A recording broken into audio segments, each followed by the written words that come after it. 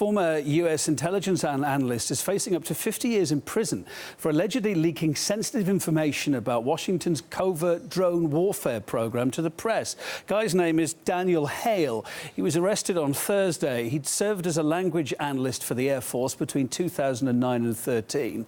And in 2011, he was also assigned to work for the National Security Agency and given top-secret security clearance, therefore. Now, it's alleged that during that time is when all this happened, that he established communication with a reporter and then provided said reporter with documents stolen from NSA computers.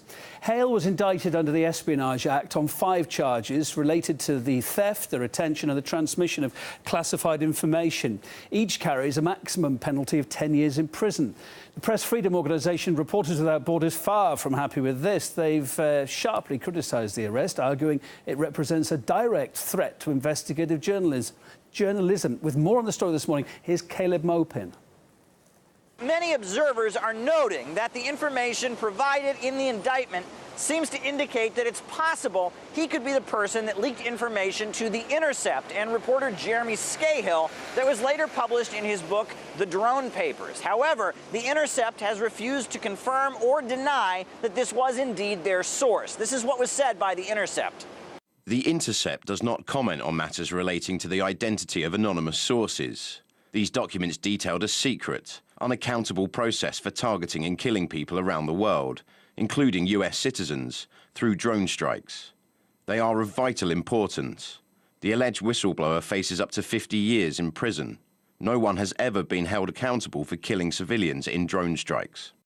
Now, the information that was published by The Intercept seems to indicate that there is a high civilian death toll in the U.S. drone warfare operations that have been waged for the past 14 years in Afghanistan, Somalia, and Yemen. They say that the high death toll is due to the fact that there is a preference for killing targets rather than capturing them.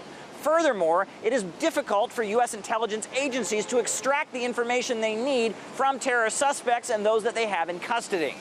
The military is easily capable of adapting to change, but they don't like to stop anything they feel is making their lives easier or is to their benefit. But they have become so addicted to this machine, to this way of doing business, that it seems like it's going to become harder and harder to pull them away from it, the longer they're allowed to continue operating in this way. Now, there has been quite an ugly history of the U.S. drone strike program. Many civilians have been killed. Let's review some of what has gone on as the U.S. carries out targeted assassination with drones.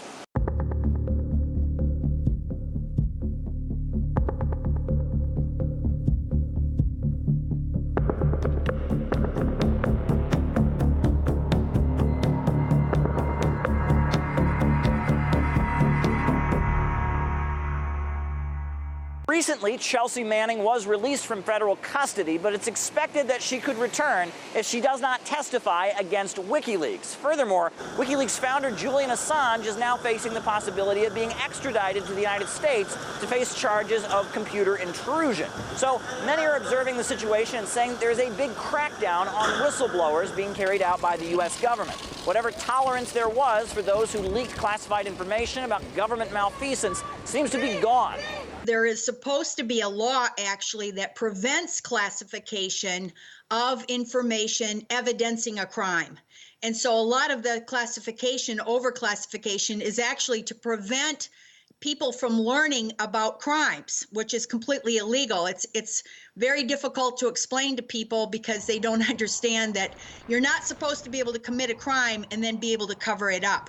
And we've gone so far in repressing freedom of speech and freedom of the press that people really are pretty ignorant about all of this stuff going on, except for this occasional, documentary or book written or newspaper article with the help of whistleblowers. And the government is definitely trying to stop all whistleblowing in all investigative journalism that relies on any insider information.